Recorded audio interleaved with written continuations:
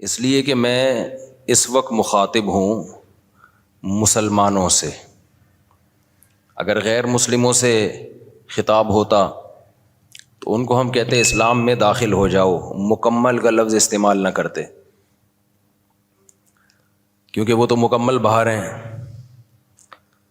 لیکن ظاہر ہے جب مسلمانوں سے خطاب ہوگا تو ہم یوں کہیں گے کہ مکمل داخل ہو جاؤ. داخل تو پہلے سے ہوئے ہوئے ہیں. آج کل اسلام میں داخل کے بجائے نکالنے کا زیادہ ٹرینڈ چل پڑا ہے. ابن انشا ایک مزاحیہ گزرا ہے، اس نے اپنی کتاب میں لکھا کہ دائرے کی قسمیں، ہوتا ہے نا بچے جیومیٹری سیکھ رہے ہوتے ہیں، تو اس نے ان قسموں میں بتایا کہ ایک دائرہ اسلام کا دائرہ بھی ہے، اور اس میں کارٹون بنایا ہوا تھا ایک مولانا صاحب بیچ میں جو ڈنڈے سے لوگوں کو نکال رہے ہیں، اور بتایا کہ پہلے اس میں لوگوں کو داخل کیا جاتا تھا، آج کل اس سے لوگوں کو نکالا جا رہا ہے. کہتے نہیں یہ دائرہ اسلام سے خارج، یہ دائرہ اسلام سے خارج. بیان میں بیچ بیچ میں جو چیزیں یاد آتی ہیں تو میں جمعہ اور اتوار کے بیان میں کوشش کرتا ہوں ان کو بھی چلاؤں، کیونکہ واضح و نصیحت کی مجلس ہے، جو چیز بھی آ جائے پارسل کر دینی چاہیے، جو بھی خیر کی بات، چاہے وہ موضوع سے ہٹ کے بھی کیوں نہ ہو، اس سے کوئی فرق نہیں پڑتا. یہ جو میں مسلمان کا لفظ استعمال کرتا ہوں، بہت سے لوگوں کو اس پہ بھی اعتراض ہے کہ مسلم ہوتا ہے، مسلمان تو نہیں ہوتا. قرآن و سنت میں ہمیں جو لفظ ملتا ہے وہ کیا ملتا ہے؟ مسلم. تو خوب سمجھ لیں، الفاظ کے بکھیڑوں میں پڑھنے کی ضرورت نہیں ہے. مسلم، مسلمان، اردو میں مسلمان مسلم ہی کو کہتے ہیں. شاید یہ اس طرح سے وجود میں آیا ہے کہ فارسی میں مسلم مسلمان، جیسے طالب سے طالبان، جمع کا صیغہ جو ہے نا، طالب ایک طالب علم کو کہتے ہیں، طالبان بہت سارے طالب، تشنگان علم کہتے ہیں نا، جمع کا صیغہ ہے یہ فارسی میں. تو اردو میں فارسی بہت ہے، تو مسلم سے شاید مسلمان ہوگا، بہت سے مسلم یعنی مسلمز کو کہا جاتا ہوگا، تو پھر بن گیا مسلمان. تو اس میں کوئی کچھ ٹینشن لینے کا نہیں ہے. جیسے لفظ اللہ کو خدا کہہ دینے سے کوئی ٹینشن کی بات نہیں ہے، کوئی اتنے بڑا مسئلہ نہیں ہے. اللہ کو اللہ بھی کہہ سکتے ہیں، خدا بھی کہہ سکتے ہیں. فارسی میں ہے خدا، گاڈ بھی کہہ سکتے ہیں انگلش میں. عمل میں مسلمان بالکل زیرو ہوتا جا رہا ہے، الفاظوں کے بکھیڑوں میں پڑا ہوا ہے. تو بار بار میں بات کہتا ہوں، فرقہ واریت ناموں کو دیکھ کے کہا جاتا ہے مختلف فرقے، ناموں کو ختم کرو، تو ناموں کو ختم کرنے میں ایک نیا فرقہ بنا لیتے ہیں. تو کسی بھی کوئی بھی چیز کی پہچان کچھ بھی بن جاتی ہے. لوگ اپنی آسانی کے لیے نا، زبان جو ہے نا، زبان لینگویج جسے کہتے ہیں ہم، یہ بالکل نیچرل وے میں وجود میں آتی ہے. اس میں آپ اگر کانٹ چھانٹ شروع کر دیں گے تو بہت بڑی مشکل ہو جائے گی. لوگ جب جس چیز کو جو نام دے دیں تو مان لینا چاہیے اس کو. اب یہ جو میں بار بار بتاتا ہوں، یہ میرا ٹاپک نہیں ہے، 2 منٹ میں بس اس کو سمیٹ کے آگے چلتے ہیں، کہ یہ جو دیوبندی، بریلوی، اہل حدیث اور فلانا، ڈمکانا، حنفی، شافی، یہ لوگوں کے دیے ہوئے نام ہیں. یہ غیر مسلم کے مقابلے میں نہیں ہے، یہ مسلمانوں کے آپس کے مقابلے میں ہے. اب جب ایک چیز ہوگی تو اس کو نام تو دیا جائے گا نا. مسلم کے مقابلے میں چاہے دیوبندی ہو، بریلوی ہو، شیعہ ہو، اہل حدیث ہو، جو بھی ہو، غیر مسلم کے مقابلے میں ہم سب کیا ہیں؟ مسلم ہیں. لیکن جب مسلمانوں میں مختلف مکتبہ فکر وجود میں آ گئے تو وہ ایک دوسرے سے فرق کیسے کریں گے؟ مسلم غیر مسلم سے کریں گے. اگر مسلم غیر مسلم سے کریں گے اس کا مطلب آپ دوسرے کو غیر مسلم مان رہے ہو. تو جب مختلف مکاتب فکر وجود میں آ گئے تو ان کا ایک دوسرے سے فرق کرنے کے لیے اسلام کے علاوہ کوئی اور نام دینا پڑے گا. ایک آسان سی مثال دے دیتا ہوں. ہندوستان میں فرقے نہیں تھے تو کچھ لوگ تیجا 40واں کرتے تھے، کچھ تیجا 40واں نہیں کرتے تھے.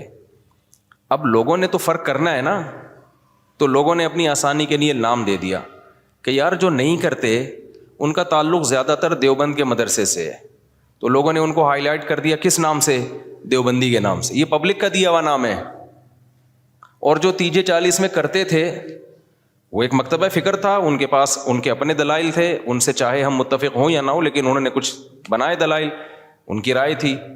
تو جب وہ لوگ بڑی تعداد میں آ گئے اور وہ ربیع الاول میں یہ سب کچھ کرنے لگے جو وہ کرتے ہیں، تو ایک مکتبہ فکر تھا، تو لوگوں نے اس کا نام کیا کر دیا، کیونکہ ان کا تعلق زیادہ تر بریلی سے تھا، تو لوگوں نے خود کیا کہنا شروع کر دیا، بھائی یہ بریلوی ہے۔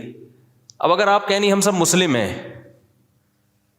تو اس کا مطلب یہ ہوا کہ جو تیجے 40 میں نہیں کر رہے وہ بریلویوں سے فرق کے لیے لوگ ان کو نام دے مسلم۔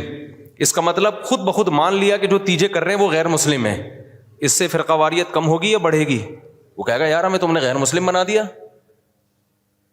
تو مسلمانوں کے آپس میں جب ڈفرنس ہوگا نا تو اس میں فرق کے لیے یہی نام دیے جائیں گے۔ اب جو لوگ کہتے ہیں میں نہ دیوبندی، نہ بریلوی، نہ اہل حدیث، نہ فلانا، نہ ڈمکانا، تو ہم ان سے کہتے ہیں پھر آپ کا نظریہ کیا ہے، آپ کی سوچ کیا ہے؟ تو جو آپ کی سوچ ہے تو وہ سوچ کے لوگ تو پہلے سے پائے جاتے ہیں، تو وہی تو ہو گیا، نام آپ نے وہ نہیں رکھا لیکن وہ سوچ آپ کی پائی جاتی ہے۔ اور جب آپ اپنے آپ کو کہیں گے مسلم مسلم مسلم، تو یہ غیر مسلم سے فرق کے لیے تو مسلم کہا جائے گا، لیکن آپس میں فرق کے لیے اگر مسلم کہہ رہے ہیں اٹ مینس دوسرا کیا ہے، آپ اس کو غیر مسلم مان رہے ہیں۔ اور آسان کر دیتا ہوں، پھر یہ چلتا ہوں آگے۔ یہ بہت زیادہ فرقے آج کل یہ لفظ بہت زیادہ چلایا جا رہا ہے، اس کے نام پہ فرقے کم نہیں ہو رہے، بنائے جا رہے ہیں، فیکٹریاں لگا دی ہیں فرقے بنانے کی۔ اب بہت سے لوگ کہتے ہیں ہمارا کوئی فرقہ نہیں ہے، حالانکہ اسلام میں سب سے پہلے 2 بڑے فرقے وجود میں آئے ہیں۔ یہ تو بعد کے ہیں نا، کسی نے بریلویت کا نام دے دیا، نام بعد میں آئے ہیں۔ یہ جو سوچ تھی وہ تو بہتوں کی ہمیشہ سے رہی ہے، جو نظریے تھے سب سے پہلے جو وجود میں آئے، جو آج تک قائم ہیں، ان کی بات کر رہا ہوں۔ وہ شیعہ اور سنی وجود میں آئے ہیں۔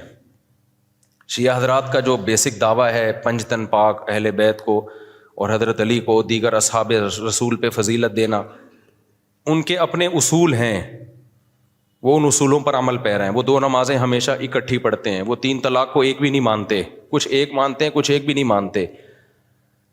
حضرت عمر رضی اللہ تعالیٰ عنہ کے فیصلوں کو بالکل لفٹ نہیں کراتے، تبھی وہ متع کو بھی جائز سمجھتے ہیں۔ ان میں بڑے فرق تھے ان کے اندر اور سنیوں کے اندر۔ ان کا عقیدہ بھائی 11 امام ہیں، 12 امام ہیں، وہ امام کو بھی بہت زیادہ امام کو درجہ دیتے ہیں وہ۔ تو جو یہ عقیدوں کے حامل نہیں تھے، جن کا یہ عقیدہ تھا نہیں بھائی قرآن حدیث اور صحابہ، خلفائے راشدین کو بھی ویلیو دینی ہے، تمام صحابہ کو ماننا ہے، ہر نماز اپنے ٹائم پہ پڑھنی ہے۔ سفر میں تو اختلاف ہے اہل سنت والجماعت میں آپس میں، لیکن جب حضر میں ہوں گے تو ہر نماز اپنے ٹائم پہ ہوگی۔ متع حلال نہیں ہے، 3 طلاقیں 3 ہوتی ہیں۔ تو جن کا یہ کانسیپٹ تھا ان کو کیا کہا جانے لگا، اہل سنت والجماعت۔ حالانکہ آپ کہتے نہیں جی ہم فرقوں میں نہیں پڑھیں گے، یہ مسلم ہیں، اس کا مطلب آپ نے ان کو کیا مان لیا، غیر مسلم۔ اگلا قبول کر لیتا اس نعرے کو، وہ کہتا ہے بھائی ہم وہ تو کہہ رہے ہیں ہم تو مسلم ہیں، وہ تھوڑی آپ اس کو 100 دفعہ غیر مسلم کہیں، اگلا ایکسیپٹ کرنے کے لیے تیار نہیں ہے۔ تو علماء نے کیا کیا بھائی ٹینشن سے بچنے کے لیے کہ بھائی 2 مکاتب فکر ہیں، ایک کو اہل سنت والجماعت کہا جاتا ہے اور ایک کو شیعہ کہا جاتا ہے۔ پھر اہل سنت والجماعت کو شارٹ فارم میں سنی کہا جانے لگا۔ میں نے کہا نا زبان جو ہے وہ پرواہ نہیں کرتی ہے، زبان آٹومیٹیکلی وجود میں آتی ہے۔ لوگ جس چیز میں آسانی دیکھتے ہیں اس کو خود وضع کرتے ہیں۔ جو زبان کے الفاظ ہیں ان کو وضع کسی ادارے میں نہیں کیا جاتا، وہ آٹومیٹیکلی لوگوں کی زبان پہ۔ ابھی آج کے نا پروگرام تو بڑھ گیا، چل رہا ہے نا مارکیٹ میں، اب یہ کسی نے بیٹھ کے بنایا ہے، اب ہر جگہ یہ وڑ گیا کا لفظ، اب اصل وڑ گیا کہ جو بھی مطلب ہوں، اصل وڑ گیا۔ مجھے کل کسی نے کہا یہ وڑ گیا بہت برا لفظ ہے، اس کا تو یہ مطلب ہے، اس کا تو وہ مطلب ہے، یہ وڑ گیا کا لفظ۔ میں نے کہا جو بھی مطلب ہے ابھی یہ نہیں ہے، ابھی وہ مطلب ہے جو مارکیٹ میں چل رہا ہے۔ وڑ گیا کا مطلب بیڑا غرق ہو گیا پروگرام کا۔ اچھا چھالیاں بھی آ گئیں، میم سے بہت آ رہی ہیں، پروگرام تو بڑھ گیا۔ میں شہد لینے گیا تو میں چٹان کے اوپر چڑھا ہوا تھا نا، بہت ہائٹ پہ، ایک یعنی 1000 فٹ بلندی پہ شہد کے لیے میں بلوچستان کے پہاڑ پہ چڑھا۔ شہد کا چھتا میں نے کہا اپنے ہاتھوں سے کاٹوں گا میں، شوق ہے ہمیں اس طرح کی حرکتوں کا۔ اب بہت اوپر ہم چڑھ گئے، پھسلنے کا خطرہ تھا، دھڑام سے نیچے آتا۔ تو جب چھتا کاٹ رہا تھا میں نے کہا ایسا نہ ہو کہ پروگرام تو اڑ نہ جائے کہیں، پاؤں پھسلے اور پروگرام لوگ کہیں پروگرام تو اڑ گیا، کیونکہ ویڈیو بھی بن رہی تھی۔ تو اب آپ لوگوں کو سمجھاؤ نہیں وڑ گیا ایکچولی بہت اس کے برے معنی ہیں اور فلانا ہے، او بھائی کسی کا ذہن اس برے معنی کی طرف نہیں جا رہا. تو زبان بالکل نیچرل وے میں وجود میں آتی ہے اور اس کو جیسی ہے ویسے ہی رہنے دینا چاہیے، اس کو چینج نہیں کیا جا سکتا. تو اب بالکل ایسا ہی ہے کہ جو اہل سنت والجماعت تھے، شارٹ میں لوگوں نے ان کو کیا کہنا شروع کر دیا؟ سنی. اب آپ یہ کہیں میرا کوئی فرقہ نہیں ہے، میں کسی فرقے کو نہیں مانتا، میں صرف مسلمان ہوں، تو لوگ آپ سے پوچھیں گے کہ بھائی آپ شیعہ ہو یا سنی ہو؟ وہ کہ میں شیعہ سنی کو نہیں مانتا، میں مسلم ہوں. میں کیا ہوں؟ خالص مسلم. تو اگلا پوچھے گا نا کہ آپ کے عقیدے کیا ہیں؟ آپ حضرت علی کو دیگر صحابہ پہ فضیلت دیتے ہو، آپ متع کو جائز سمجھتے ہو؟ وہ کہیں نہیں. اسے کہا جائے آپ ہر وقت 2 نمازیں اکٹھے کرنے کے قائل ہو، ظہر ہمیشہ جیسے شیعہ لوگ پڑھتے ہیں؟ وہ کہے گا نہیں. تو اسی کو تو سنی کہا جاتا ہے جو یہ کام نہیں کرتے. آپ سب صحابہ کو مانتے ہو؟ ہاں جی مانتا ہوں. تو یہی تو سنی ہے، انہی کو تو سنی کہتے ہیں. کہ نہیں میں سنی نہیں، میں مسلم ہوں. تو بھائی جو عقیدے آپ کے ہیں ان شارٹ اس کو سنی کہا جاتا ہے. تو اس میں کیا تکلف ہے منہ سے پھوٹ دو کہ میں سنی ہوں؟ مان رہے ہو انہی عقیدوں کو، تو اسی کے تو لوگوں نے آسانی کے لیے ان شارٹ کیا کہنا شروع کر دیا؟ سنی کہنا شروع کر دیا. اب آپ اس لیے نہیں کہہ رہے اپنے آپ کو سنی کہ میں فرقے کی چھاپ نہیں لگانا چاہتا. بھائی چھاپ لگانا چاہو یا نہیں چاہو، پبلک جو ان عقیدوں کا حامل ہوتا ہے پبلک اس کو سنی ہی سمجھتی ہے. تو آپ بول دو میں سنی ہوں، کچھ نہیں ہوتا، اس سے کوئی قیامت نہیں آ جائے گی. ایسے موقع پہ بلا وجہ نہیں چیختے پھرو کہ میں سنی ہوں، میں فلانا ہوں، میں ڈمکانا ہوں، میں یوں ہوں. جب ضرورت پڑے تو کہا جا رہا ہے نا، بلا وجہ تھوڑی ہائی لائٹ کیا جا رہا ہے. اور آسان مثال، بر صغیر میں جب احمد رضا خان بریلوی آئے اور انہوں نے وہ بہت زیادہ اس کا پرچار کیا، خاص جو ان کے مخصوص عقائد تھے وہ صحیح تھے غلط تھے، اس پہ بحث میں تو میں جا ہی نہیں رہا. اس کے بعد ایک خاص مکتبہ فکر وجود میں آیا کہ بھائی ربیع الاول کو عید کا دن کہنا ہے اور تیجا کرنا ہے، 40واں کرنا ہے، جو بھی کر رہے ہیں وہ ایکٹیویٹیز. اب کیا ہوا کہ جب یہ ایکٹیویٹیز بڑھی ہیں تو لوگوں نے کہا یہ والے جو لوگ ہیں نا، کچھ لوگ یہ چیزوں کو مانتے ہیں اور کچھ لوگ ان چیزوں کو بولو نہیں مانتے. تو لوگوں نے جو نہیں مانتے تھے ان کو دیوبندی کہنا شروع کر دیا، جیسے ہم لوگ نہیں مانتے، ہمارے اکابر بھی نہیں مانتے تھے. تو لوگوں نے کہا کہ یار یہ جو مکتبہ فکر ہے نا، ان کا تعلق زیادہ تانے بانے ان کے دیوبند مدرسے سے جا کے ملتے ہیں. تو چاہے اب تانے بانے دیوبند سے ملیں یا نہ ملیں، بر صغیر میں صرف دیوبند کا مدرسہ تھوڑی تھا، لاکھوں ہزاروں مدرسے تھے. چاہے جس مدرسے سے بھی فارغ ہو، چاہے وہ دیوبند کا نہ بھی ہو، پبلک نے اس کو کیا کہنا ہے؟ دیوبندی. کیونکہ پبلک آسانی دیکھ رہی ہے نا، آسانی دیکھ رہی ہے، اس کی ڈیپ میں نہیں جاتی، زبان میں نہیں اتنی ڈیپ میں جایا جاتا. لوگ کہتے ہیں یار ان شارٹ بتاؤ کیا ہو تم. اور جو لوگ یہ کام کر رہے تھے ان کو پبلک نے کیا کہنا شروع کر دیا؟ بھائی بریلوی کہنا شروع کر دیا. اب آپ کے ہاں کوئی بندہ رشتہ لے کر آیا اپنی بیٹی، آپ کی بیٹی کے لیے، بیٹھا ہوا ہے سامنے، چائے رکھ دیا آپ نے، ڈبو کے بھی نہیں کھا رہا، اس کو پتہ ہے رشتہ ٹوٹنے کا خطرہ ہوتا ہے، ایٹیٹیوڈ کے خلاف ہے یہ ڈبو کے کھانا نا، تمیز سے بیٹھا ہوا ہے. آپ لوگ کیا تھے کہ آپ تیجا بھی کرتے ہیں، 40واں بھی کرتے ہیں، عرس بھی مناتے ہیں، قوالیوں میں بھی جاتے ہیں. آپ کا ایک یہ سوچ ہے آپ کو رشتہ اسی قسم کا چاہیے. میں سمجھا پا رہا ہوں؟ ادھر توجہ میری طرف. آپ کو رشتہ چاہیے اسی مزاج کا. تو آپ لڑکے سے ان شارٹ کیا پوچھو گے کہ آپ مسلم ہو یا غیر مسلم؟ یہ پوچھو گے؟ اگر آپ نے پوچھ لیا کہ بیٹا آپ ہمارا کوئی فرقہ ورقہ نہیں ہے، ہم دیکھنا چاہتے ہیں آپ کی سوچ کیا ہے، ہم صرف مسلم ہیں، تو بیٹا آپ مسلم ہو یا غیر مسلم؟ وہ کیا کہے گا؟ میں کوئی ہندو عیسائی چمار لگ رہا ہوں آپ کو؟ وہ شرم نہیں آتی آپ کس طرح کے سوال پوچھ رہے ہیں مجھ سے؟ بولو نا کیا ہو گیا؟ یہی کہے گا نا وہ جواب میں کہیں دیکھو بیٹا ہم فرقوں کو تو مانتے نہیں، ہم تو یہ مانتے نہیں دیوبندی، بریلوی، اہل حدیث اور شیعہ سنی. بیٹا یہ سب چیزیں یہ تو منجن ہے، منجن. یہ کیا ہے؟ یہ فرقوں کے منجن ہیں. بیٹا ہم سمپل مسلمان ہیں، آپ بتاؤ کیا ہو، آپ مسلمان ہو یا نہیں؟ اگلا کہے گا انکل ختنے دکھا دوں کیا میں آپ کو؟ میں مسلمان ہوں تو مسلمان گھرانے میں آیا ہوں نا. کس طرح کی باتیں کر رہے ہیں آپ بھی مسلمان ہیں، ہم بھی مسلمان ہیں. تو اب آپ یہ بتائیں کہ مسلمانوں میں آپ کا مکتبہ فکر کیا ہے؟ کس سوچ کے حامل ہیں آپ کی سوچ کیا ہے, آپ کے اصول اور ضابطے کیا ہیں؟ آپ تیجے 40 میں کرتے ہیں؟ کہے گا ہاں بیٹا. آپ عرس پہ جاتے ہیں؟ ہاں بیٹا. آپ نبی کو حاضر ناظر سمجھتے ہیں؟ ہاں بیٹا. اچھا تو آپ بول دیں نا منہ سے ان شارٹ کے ہم بریلوی ہیں, گھنٹہ میرا پی گئے آپ بیٹھ کے. اور لڑکی والے بھی لڑکے سے یہ پوچھیں گے کہ بیٹا ان شارٹ آپ بتاؤ. اچھا لڑکا الٹے سوال پوچھ رہے ہیں, آپ مسلم ہیں؟ میں صرف مسلم ہوں, آپ بتائیں مسلم ہیں. وہ دیں گے رشتہ؟ بولے گا پتہ نہیں کس قسم کا آدمی, ہم ہندو لگ رہے ہیں ہم تجھے شکل سے کیا. تو وہ بھی ان شارٹ پوچھیں گے بیٹا آپ دو بڑے مکتب فکر بر صغیر میں چل رہے ہیں, کچھ تیجے 40 کو مانتے ہیں, کچھ تیجے 40 کو نہیں مانتے. تو جو نہیں مانتے ان کو دیوبندی کہا جاتا ہے. لوگوں نے اپنی آسانی کے لیے نام دیا اور سوسائٹی نے اس کو ایکسیپٹ کر لیا اس نام کو, اور جو کرتے ہیں ان کو بریلوی کہا جاتا ہے. تو ان شارٹ آپ بتا دو کہ آپ دیوبندی ہو یا بریلوی ہو. وہ اگر کہتے میں بریلوی, چل بھائی ٹھیک, رشتہ ڈن ڈنا ڈن. اگر وہ کہتے کہ میں دیوبندی ہوں تو بھائی پتلی گلی سے نکلو. سمجھ رہے ہو؟ ناموں کی بات کر رہا ہوں میں. ہاں بلا وجہ اپنا نام ہائی لائٹ کرنا. اچھا ایک اور اس میں ہم اہل حدیث کو بھی اس میں لے لیتے ہیں. اہل حدیث کیا ہے؟ جب شیعہ سنی دو فرقے بڑے وجود میں آئے, جن کا ابھی تک فرقے تو بہت سارے بنے تھے, بہت سارے تو ختم ہی ہو گئے, کیونکہ جو باطل چیزیں زیادہ پنپتی نہیں ہے, اور پنپتی بھی ہے تو ایک جگہ قائم نہیں رہتی. آپ اگر 1200 سال پہلے کے شیعہ کو دیکھ لیں تو الگ تھے, 200 سال بعد والے الگ, آج الگ. تو وہ بہت یعنی ایک جگہ نہیں. آپ اہل سنت والجماعت کو دیکھیں گے نا تو جو 1200-1300 سال پہلے تھے آج بھی اسی ٹریک پر ہیں وہ.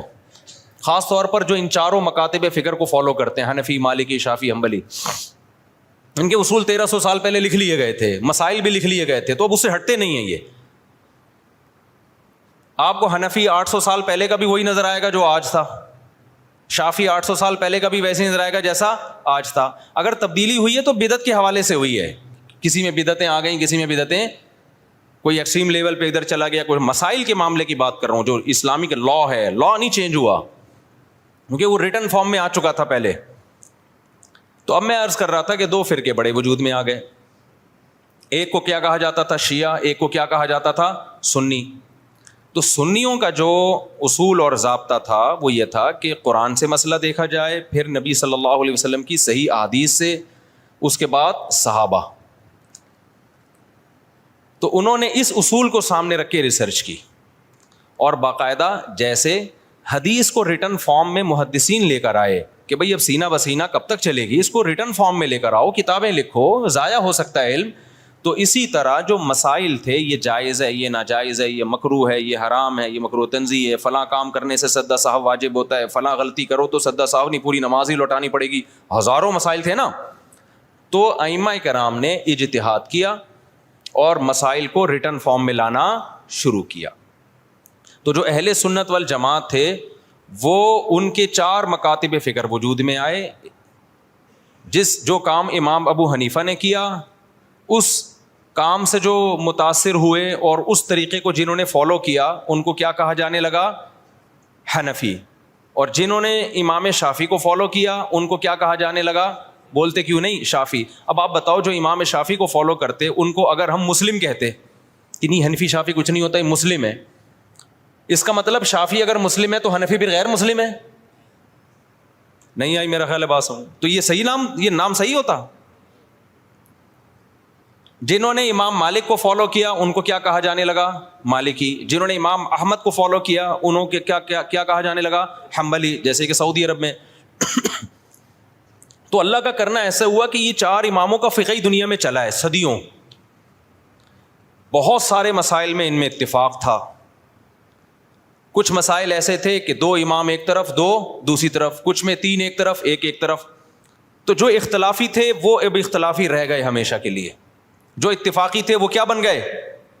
اتفاقی بن گئے. اب جو اختلافی تھے تو علماء نے کہا کہ بھائی چونکہ اتنے بڑے بڑے ائمہ نے ریسرچ کا کام کیا ہے, یہ اختلاف اب حل نہیں ہو سکا. جیسے رفع الیدین کا مسئلہ اختلافی بن گیا, امام کے پیچھے آمین زور سے کہنی آہستہ کہنی ہے, یہ کیا بن گیا؟ اختلافی. ہاتھ یہاں باندھنے یہاں باندھنے, یہ ذہن میں رکھے سینے پہ ہاتھ باندھنا کسی مجتہد سے منقول نہیں ہے، بلکہ سعودی عرب کے ایک عالم کا بھی کلپ بھی آیا، انہوں نے کہا یہ مکروہ عمل ہے سینے پہ ہاتھ باندھنا، کیونکہ اس بارے میں صحیح حدیث موجود نہیں ہے. تو وہ اگر میں کہتا نا ہندوستان کے کسی عالم کا، تو پھر لوگ کہتے ہیں نہیں یہ تو مانتے ہی نہیں حدیثوں کو، حالانکہ غلط بات ہے، کیوں نہیں مانتے بھائی. لیکن سعودیہ کے، تبھی آپ نے ائمہ حرمین کو بھی دیکھا ہوگا سینے پہ ہاتھ نہیں باندھتے، وہ بھی نیچے ہاتھ باندھتے. تو چاروں اماموں میں کسی کے ناف کے اوپر ہے، کسی کے ناف کے تھوڑا سا اوپر، کسی کا ناف کے بالکل اوپر. ایسا چاروں میں سے کسی کی ریسرچ نہیں ہے کہ سینے پہ ہاتھ باندھے جائیں، یہاں یوں کر کے ہاتھ باندھے جائیں. خیر جو باندھتے ہیں ہمیں ان سے کوئی چڑ نہیں ہے، کوئی اتنا بڑا ایشو نہیں ہے یہ. میں تو صرف یہ بتا رہا ہوں کہ یہ جو الزام لگایا جاتا ہے نا کہ یہ لوگ حدیثوں کو نہیں مانتے، یہ الزام غلط ہے. کیونکہ حدیثوں میں ہوتا نا تو یہ چار اتنے بڑے بڑے مجتہدین جن کو پوری امت نے، جو تابعین تبع تابعین کے دور کے لوگ تھے، ان کو تو حدیثیں زیادہ پہنچی تھیں اور حدیث کی سند کی تحقیق یہ زیادہ اچھے طریقے سے کر سکتے تھے، یہ قائل ہوتے اس کے. تو ابن خزیمہ کی جو روایت ہے سینے پہ ہاتھ باندھنے والی، وہ صحیح روایت نہیں ہے. مصیبت آج کل یہ ہے کہ آپ کا جو مذہب ہوتا ہے، آپ وہ حدیث کو لازمی صحیح کہنا ہے مارکیٹ میں جو چل رہا ہے، اور جو مخالف کی دلیل ہے وہ لازمی کیا ہے، پہلی نظر میں ہی ضعیف ہے. یہ چل رہا ہے مارکیٹ میں. خیر، تو ان چاروں اماموں میں جب اختلاف کچھ باقی رہ گیا تو امت کے بڑے بڑے علماء نے فتویٰ دیا کہ بھائی اب یہ اختلاف ختم کرنا ممکن بولو نہیں ہے، کیونکہ صحابہ میں یہ اختلاف تھا. کوئی یہاں ہاتھ باندھتا، کوئی ہاتھ چھوڑ کے نماز پڑھتا. صحابہ میں صحیح حدیث سے ثابت ہے ایک صحابی ہاتھ چھوڑ کے نماز پڑھتے تھے، اور یہ بھی ثابت ہے صحیح سند سے کہ مدینہ والے ہاتھ چھوڑ کے نماز پڑھتے تھے. تو امام مالک نے کہا کہ بھئی مدینہ والے جب ہاتھ چھوڑ کے نماز پڑھ رہے ہیں تو نبی کی آخری نماز تو انہوں نے دیکھی ہے، تو میں ہاتھ چھوڑ کے نماز کے قائل ہوں. ٹھیک ہے، ہاتھ باندھنے والی حدیثیں ہیں لیکن وہ پرانے زمانے کی ہیں. مدینہ کس کو فالو کر رہا ہے؟ نبی کے آخری عمل کو فالو کر رہا ہے، تو میں ہاتھ چھوڑ کے نماز. تبھی مالکیہ پوری دنیا میں جہاں بھی ہیں کیسے نماز پڑھتے ہیں؟ بولتے کیوں نہیں؟ ہاتھ چھوڑ کے. اب کبھی ہمیں ہاتھ چھوڑا ہوا بندہ نظر آ جائے نماز پڑھ رہا ہے تو ہمیں اشکال ہوتا ہے، یار ساری دنیا تو ہاتھ باندھ کے نماز پڑھ رہی ہے، یہ کیوں چھوڑ رہا ہے؟ تو ہم بجائے اس کے کہ بولیں یہ مسلم ہے یا میں مسلم ہوں، تو کیا مطلب وہ غیر مسلم، وہ ہندو ہے وہ؟ تو ان شارٹ ہم کیا کہتے ہیں، یہ فقہ مالکیہ کو فالو کرتے ہیں. یہ کیا کرتے ہیں بھائی؟ یعنی مالکی ہیں. یہ کیا مطلب؟ یہ امام مالک کی جو تحقیق ہے اس کو زیادہ اس پر اعتماد کرتے ہیں. حدیثوں میں تو سب کچھ ملے گا آپ کو. جب سب کچھ ملے گا تو کسی نے ایک حدیث کو ترجیح دی، دوسری میں تعویل کی، کسی نے دوسری کو ترجیح دی، اس والی حدیث میں تعویل کی. میں سمجھا پا رہا ہوں اپنی بات؟ اور یار بہت سے نئے لوگ آ جاتے ہیں تو پرانی مثال دوبارہ ریپیٹ کر دیتا ہوں تاکہ یہ ٹاپک منجی ٹھک جائے، اس ٹاپک کی ایک دفعہ کمپلیٹ ہو جائے. پروگرام بڑے نہیں. دیکھو نبی صلی اللہ علیہ وسلم نے بنو قریظہ کی طرف، بخاری مسلم کی حدیث ہے، ایک لشکر کو روانہ کیا. خوب غور سے سننا تاکہ یہ فرقہ واریت کے نام پہ جو گند پھیلایا جا رہا ہے نا معاشرے میں، پہلے فرقہ واریت پھیلائی جا رہی تھی لیکن صاف پتہ چلتا تھا یہ فرقہ پرست ہے. اب لیبل لگایا جا رہا ہے اتحاد امت کا، لیبل چینج کر دیا لیکن فرقہ واریت پہلے سے زیادہ پھیلائی جا رہی ہے. لیبل چینج ہو رہا ہے اب خالی، یعنی اس طریقے سے پھیلائی جا رہی ہے کہ سانپ بھی مر جائے اور لاٹھی بھی نہ ٹوٹے. تو دیکھو نبی صلی اللہ علیہ وسلم نے بنو قریظہ کی طرف لشکر روانہ کیا. صحابہ کرام کا توجہ ہے نا آپ کی میری طرف. جب لشکر روانہ کیا تو آپ صلی اللہ علیہ وسلم نے صحابہ سے فرمایا کہ تم میں سے کوئی عصر کی نماز اس وقت تک نہ پڑھے جب تک بنو قریظہ نہ پہنچ جائے. اب صحابہ کے پاس اس سے زیادہ صحیح حدیث کوئی ہو سکتی تھی؟ اس کی تو کوئی سند بھی نہیں ہے، ڈائریکٹ سن رہے ہیں نبی کے زبان اقدس سے. جتنے بھی صحابہ تھے نبی نے سب کو کہا عصر کی نماز جب تک بنو قریظہ نہ پہنچ جاؤ تمہیں پڑھنے کی اجازت. جملہ کمپلیٹ کریں نہیں ہے. اللہ کی قدرت کے جب راستے میں وہ گئے ہیں تو نماز قضا ہونے لگی، دیر ہو گئی ان کو مقام تک پہنچنے میں. اب صحابہ پریشان ہو گئے، بھائی اب پڑھیں گے نہیں پڑھے؟ بعض حضرات نے کہا بھائی نبی کا آرڈر ہے نہیں پڑھنی، قضا کریں گے نماز، کیونکہ ہم تو نبی کے حکم کے محتاج ہیں.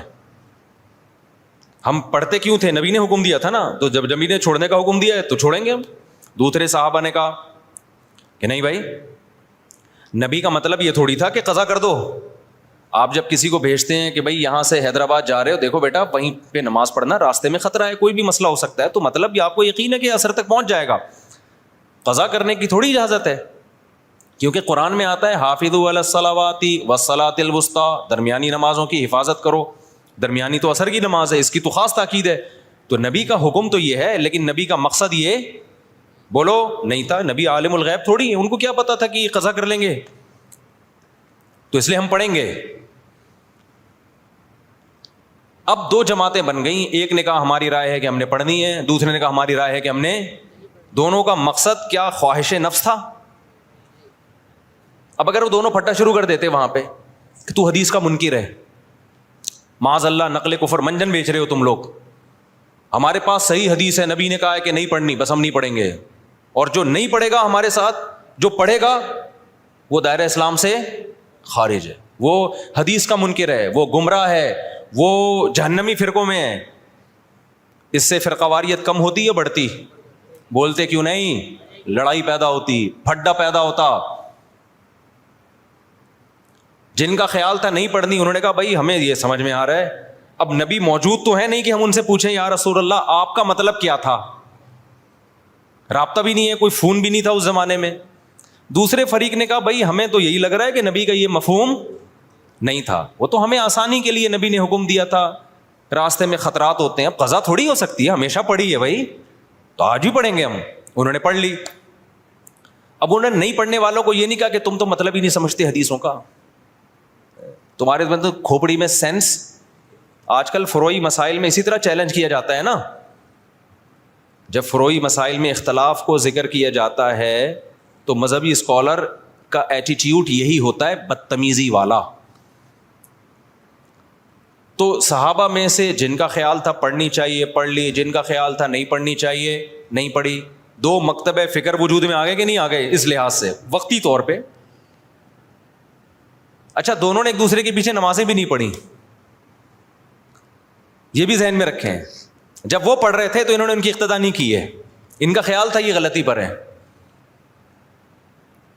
جب ایک جماعت نماز پڑھ رہی تھی تو دوسرے نے یہ ان کے پیچھے نماز نہیں پڑھی, کیونکہ ان کا خیال یہ تھا بھائی نبی کا مقصد, نبی نے حکم دیا نہیں پڑھنی ہے تو ہم کیسے پڑھ لیں. تو وہاں کسی نے فتویٰ نہیں لگایا کہ یہ دونوں ایک دوسرے کے پیچھے نمازیں ہی نہیں پڑھتے, یہ تو ویسے ہی کیا ہیں, گمراہ ہیں. بھائی کیسے پڑھے, ان کی رائے یہ کہ یہ ٹھیک نہیں کر رہے, اس لیے نہیں پڑھی انہوں نے نماز. تو میری اگر رائے یہ ہے کہ یہ والا مکتبہ فکر سنت کے مطابق نماز نہیں پڑھتا, یا ایسے نماز پڑھتا ہے کہ میری رائے کے مطابق وہ شرائط ہی نماز کی پوری نہیں ہوتی, تو میں نہیں پڑھوں گا. آپ مجھے کیوں گن پوائنٹ پہ مجبور کر رہے ہیں کہ پڑھو اس کے پیچھے آپ فرقہ واریت کو ختم کرنے کے لیے؟ اس سے فرقہ واریت تھوڑی ختم ہوگی. فرقہ واریت کیسے ختم ہوگی؟ جو صحابہ کا ایٹیٹیوڈ تھا, جس نے پڑھنی ہے پڑھ لے, نہیں پڑھنی ہے نہیں پڑھے. کسی نے گن رکھ کے دوسرے کو نہ پڑھوانے کی کوشش کی اور نہ چھڑوانے کی کوشش کی. میں سمجھا پا رہا ہوں, خدا کی قسم قدر کر لو ان باتوں کی, قدر کر لو, قدر کر لو ان باتوں کی. یہ جو آج کل نئے نئے اسکالر جراثیم پیدا کر رہے ہیں نا, یہ بہت خطرناک جراثیم ہے, ان سے تم گمراہ ہو جاؤ گے. پھر کیا ہوا جب یہ فریق نبی کی خدمت میں پہنچا ہے واپس, نبی کو اطلاع دی گئی کہ ایک نے ایسا کیا دوسرے نے ایسا کیا, نبی نے کسی کو ملامت بولو نہیں کی. یہاں سے فقہا کو ایک اصول مل گیا قیامت تک کے لیے, بھائی حدیث کی تشریح میں اگر اختلاف ہوگا تو وہ اختلاف برا نہیں ہے. میں سمجھا پا رہا ہوں اپنی بات؟ اگر حدیث کی تشریح میں اختلاف, دیکھو جن صحابہ نے نماز چھوڑی انہوں نے حدیث کے الفاظ لیے, ایسا ہی ہے نا. جنہوں نے نماز پڑھی کیا انہوں نے حدیث نہیں لی؟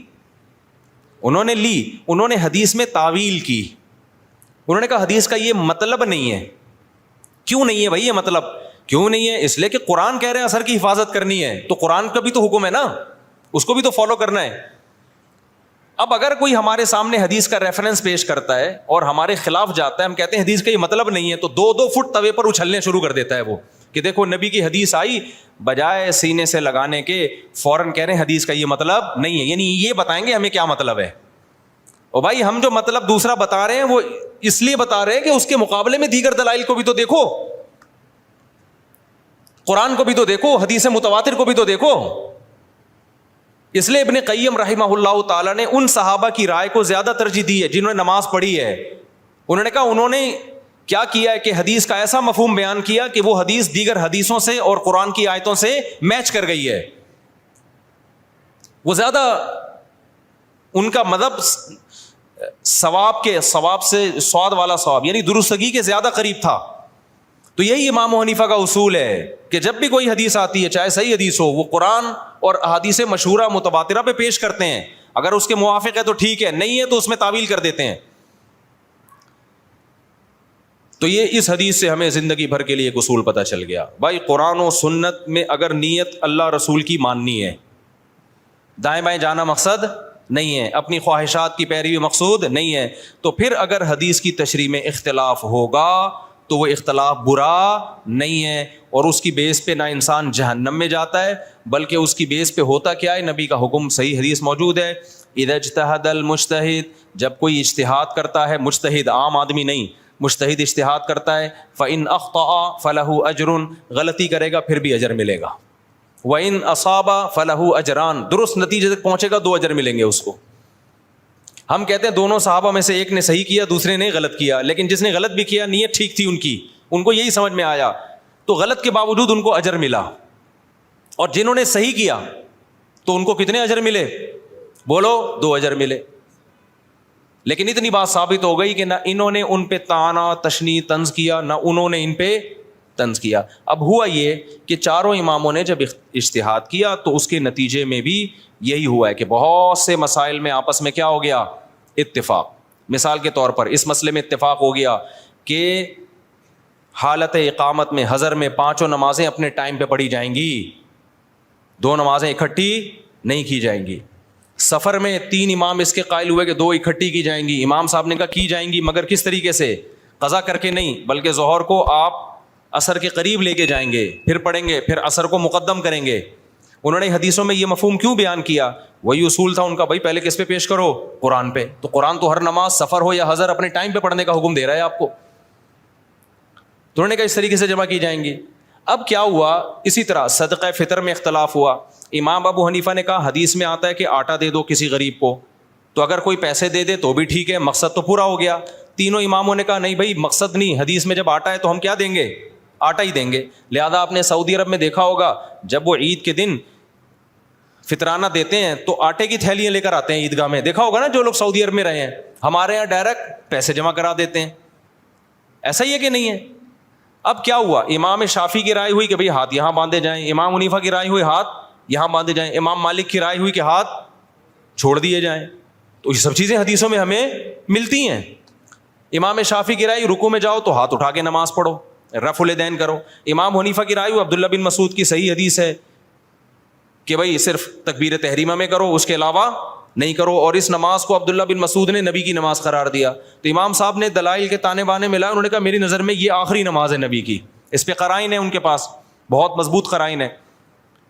اب جب یہ مکاتب فکر بن گئے تو جس نے امام شافعی کو فالو کیا وہ رفع الیدین کر رہا ہے, جس نے امام حنیفہ کو فالو کیا وہ نہیں کر رہا. اب اس میں یہ کہنا کہ وہ حدیث کو مانتا ہے وہ حدیث کا منکر ہے, یہ ہے جہالت. اٹ از کالڈ, یہ اس کا مطلب ہے آپ کو ایک ادھر کے دلائل معلوم ہے ادھر کے معلوم نہیں ہے, یا آپ کی کھوپڑی میں آ نہیں رہے, اپنی جہالت کو دوسروں پہ آپ تھوپ رہے ہیں. سمجھتے نہیں ہے نا بات. امام صاحب کا جو مذہب ہے رفع الیدین نہ کرنے میں بہت مضبوط مذہب ہے. امام ترمذی امام بخاری کے شاگرد لکھتے ہیں کہ زیادہ تر صحابہ رفع الیدین نہیں کرتے تھے. اس پہ میں کئی دفعہ پیش کر چکا ہوں حوالے, لیکن ابھی یہ ٹاپک نہیں ہے رفع الیدین, ایسا نہ ہو میرا پورا بیان وہ رفع الیدین کا کلپ نکال کے آگ لگا دیں اس میں. دونوں طرف دلائل ہیں. تو امت نے کیا کیا, انہوں نے کہا یہ کام اب ہو چکا ہے, فقہ مرتب ہو گیا, اب جو جس کو فالو کرے. زیادہ تر ہوا یہ کہ جو مکاتب فکر کے لوگ جس علاقے میں اسلام لے کر گئے تو غیر مسلم آٹومیٹیکلی اسی فقہ میں داخل ہو گئے. اب چونکہ ہندوستان میں جو اسلام آیا تو کوفہ اور بصرہ سے آیا ہے. کوفہ بصرہ میں عبداللہ بن مسعود اور علی کے شاگرد رضی اللہ عنہ کے زیادہ شاگرد تھے, وہ اسلامی خلافت کا ذریعہ تھا. تو وہاں سے اسلام دنیا بھر میں پھیلا, پورا ہندوستان. تو وہ نمازیں بھی وہی والی آ گئیں ساری, بغیر رفع الیدین والی. تراویحیں 20 رکعتیں آ گئیں, سمجھ رہے ہو. ازبکستان میں بھی وہی, ایران میں بھی, افغانستان میں بھی, بنگلہ دیش میں بھی. تو میجورٹی جو تھی وہ وداؤٹ رفع الیدین نماز پڑھنے لگی. اور چونکہ یہ امام حنیفہ کی رائے تھی تو اس مکتبہ فکر کو کیا کہا جانے لگا, بولو حنفی. اب اگر اس کو ہم مسلم کہتے, اس کا مطلب جو رفع الیدین کرنے والے ہیں وہ کیا ہیں, غیر مسلم. تو یہ کوئی عقل کی بات ہوتی؟ یہ میں اس لیے کہہ رہا ہوں, لوگ کہتے ہیں نا حنفی نہ شافی, ہم تو صرف مسلم ہیں. ابے تو پاگل ہے, تو پاگل ہے, تو منجن بیچ رہا ہے. بھائی ہم حنفی ہیں, شافعی اور مالکیہ کے مقابلے میں حنفی ہیں. غیر مسلم کے مقابلے میں کوئی حنفی شافی نہیں ہوتا, اس میں ہم کیا ہیں, اس میں تو مسلم ہیں سارے. تبھی ہم بلا وجہ اپنے آپ کو نہ دیوبندی کہتے ہیں نہ حنفی کہتے ہیں. کبھی دیکھا ہم نے بلا وجہ دیوبندی حنفی خام خواہ کی؟ جب بھی کوئی پوچھے بھائی ہم مسلمان ہیں ماشاء اللہ سب لوگ. جہاں ضرورت پڑتی ہے, جیسے رشتہ لینے کے لیے گئے تو اگلا پوچھے گا تو دیوبندی ہے بریلوی؟ آپ نے کہا میں مسلم ہوں, علمی کتابی ہوں, تو وہ کہے گا تو کیا ہے بھائی تو تیجا کرتا ہے کہ نہیں کرتا؟ وہ کہے میں نہیں کرتا, تو بولنا دیوبندی ہوں, پھوٹتا کیوں نہیں منہ سے؟ یا تو دیوبندی ہے یا اہل حدیث ہے, یہ دونوں نہیں کرتے. کیا خیال ہے بھائی؟ یا تو دیوبندی ہے یا کیا ہے, اہل حدیث ہے. کہ نہیں میں کچھ بھی نہیں ہوں. تو کیوں ٹائم ویسٹ کر رہا ہے بھائی تو؟ آپ اس سے پوچھ رہے ہیں لڑکی والوں سے آپ کیا ہیں, وہ کہیں میں ہم مسلم ہیں. او بھائی مسلمان کیا میں ہندو لگ رہا ہوں آپ کو شکل سے؟ آپ تیجا کرتے ہیں, ہاں جی کرتا ہوں. آپ ربیع الاول کو عید مناتے ہیں, ہاں جی, تو بولو منہ سے. ان شارٹ ایسے لوگوں کو کیا کہا جاتا ہے؟ بریلوی کہا جاتا ہے. فرقواریت تو جب پھیلتی کہ جب ہم بلا ضرورت ان ناموں کو استعمال کر رہے ہوتے خام خواہ میں. جہاں ضرورت نہیں ہے وہاں بھی اپنے نام کے ساتھ بلا وجہ کا حنفی لگایا ہوا ہے, بلا وجہ کا شافی لگایا ہوا ہے, بلا وجہ کا دیوبندی لگایا ہوا ہے, بلا وجہ کا اہل حدیث لگایا ہوا ہے. یہ تو بلا وجہ کا ہے. پھر ہم کہتے ہیں یار بلا جہاں ضرورت ہوگی وہاں یہ نام استعمال کیا جائے گا, جہاں ضرورت نہیں ہے تو وہاں یہ نام استعمال نہیں کیا جائے. اور جس کا کوئی نام ہی نہیں ہے, کہیں بھی منسوب نہیں ہے, اس کا مطلب وہ بالکل فارغ ہے. اس کا مطلب وہ, کیونکہ جتنے بھی مسلمانوں میں فرقے چلے آ رہے ہیں وہ یا تو یہی ناموں سے ہیں, اور حدیث میں آتا ہے جو اہل حق ہے وہ ہمیشہ رہیں گے. تو آپ جب نئی چیز مارکیٹ میں لا رہے ہو تو آپ کبھی بھی اہل حق میں شامل نہیں ہو سکتے. تو اس لیے جلدی اب ہو گیا تو اب کیا کروں, پھر اس کو جلدی سے نمٹاتا ہوں میں جلدی سے اس ٹاپک کو.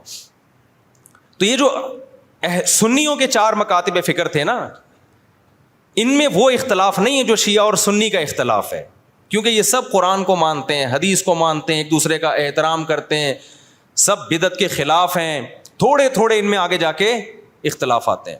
تو اس اختلاف کو ختم کرنا اب پاسبل نہیں ہے, کیونکہ اگر پاسبل ہوتا تو اتنے بڑے بڑے ائمہ اور ان کے شاگرد ختم کر چکے ہوتے. اب امت نے کیا کیا کہ بھائی اب بجائے اس کے کہ وہی بحثیں دوبارہ ہوں, امت کی صلاحیتیں جہاد کے میدانوں میں اور بے حیائی کے خاتمے اور بدعت کے خاتمے میں خرچوں. امت کے علماء صلحاء نے فتویٰ دیا بھائی اب کیونکہ ہماری نظر میں اہل سنت والجماعت وہ حق پرست فرقہ ہے, وہ اہل حق میں سے ہیں, تو سنی جو ہے ہماری نظر میں, کیونکہ حدیث میں جو علامتیں بیان کی گئی ہیں ما انا علیہ و اصحابی, جو میرے اور صحابہ کے طریقے پہ چلے گا, تو شیعہ حضرات چونکہ صحابہ کو نہیں مانتے, تو ہماری رائے یہ کہ بھائی ہم نجات یافتہ فرقہ کس کو سمجھتے ہیں؟ سنیوں کو. ہاں ہم لڑائی کے قائل نہیں ہیں کہ شیعوں کو جا کے تنگ کرنا شروع کر دیں, کیونکہ آپ کی رائے سے اگر کوئی اختلاف کرتا ہے تو میں نے بتایا 100 دفعہ اختلاف کرے, اس سے پھڈا نہیں ہوتا. پھڈا جب ہوتا ہے جب آپ منہ پہ جا کے کسی کو برا بلا کہنا شروع کر دو, یا ہر وقت بیان میں آپ ان کو برا بلا کہہ رہے ہو. اپنی علمی رائے بیان کر دیں, اس کے بعد کیا ہو جائیں آپ خاموش, جس نے آنا ہوگا آ جائے گا, نہیں آنا ہوگا تو چھوڑو رہنے دو. کیا خیال ہے بھائی؟ فرقواریت جب پیدا ہوگی جب آپ اس کو برا بلا کہیں گے, آپ کہیں بھائی ٹھیک ہے بھائی آپ کی رائے, آپ نہیں عمل کریں, آپ 2 نمازیں اکٹھی پڑھیں, آپ جو ٹھیک ہے جیسے ہمیشہ سے ہوتا رہے. کہیں بھی لڑائی کی کوشش ہوئی ہے تو علماء نے اس کو ختم کرنے کی کوشش کی ہے. لڑائی بھی ناجائز ہے, اور وہ طریقہ جس سے لڑائی پھیلے, ممبروں پہ نام لے کے مخالفت کرنا, ممبروں پہ نام لے کے برا بلا کہنا. آپ کہ میں تو لڑائی نہیں کر رہا, تو بھائی ذریعہ تو بن رہے ہو نا. ایک آدمی اپنی ساس یا سسر کے خلاف ممبر پہ بیٹھ کے بولتا رہتا ہے, جب وہ آئے گریبان پکڑے مارا انہوں نے اس کو, سالوں نے مارا, تو کہہ رہے میں نے آج تک تم پہ ہاتھ نہیں اٹھایا, تم پتہ نہیں کیوں مجھے مار رہے ہو, میں تو ہمیشہ محبت کی بات کرتا ہوں, میں نے کبھی تمہیں نہیں کہا کہ لڑائی کرو. کہہ رہے ہیں بھائی تو لڑتا نہیں ہے لیکن تو باتیں کر رہا ہے کہ لڑوانے والی. تو بعض لوگ گھننے بنے ہوئے ہوتے ہیں. تو شیعہ سنی لڑائی ہمارا ملک اس کا متحمل نہیں ہے. جو ان کا عقیدہ ہے بھائی وہ ان کو کرنے دو, آپ محبت والے انداز سے دلائل کی سے لوگوں کو بتا دو بھائی یہ ہماری نظر میں ٹھیک ہے اور یہ کیا ہے غلط ہے, تمہاری مرضی, ادھر چلے جاؤ ادھر آ جاؤ, یہ طریقہ صحیح ہے. تبھی ہم سے ہر طرح کے لوگ ملتے ہیں, شیعہ بھی ملتے ہیں, اہل حدیث بھی ملتے ہیں, ہر طرح کے. ہم حالانکہ میں تو دلائل سے بات کرتا ہوں کہ بھائی یہ ہماری نظر میں ٹھیک ہے, یہ لڑنے بڑھنے والی بات بولو نا کیا ہو گیا, نہیں ہے. ملک میں پھٹے پہلے کم میں چل رہے.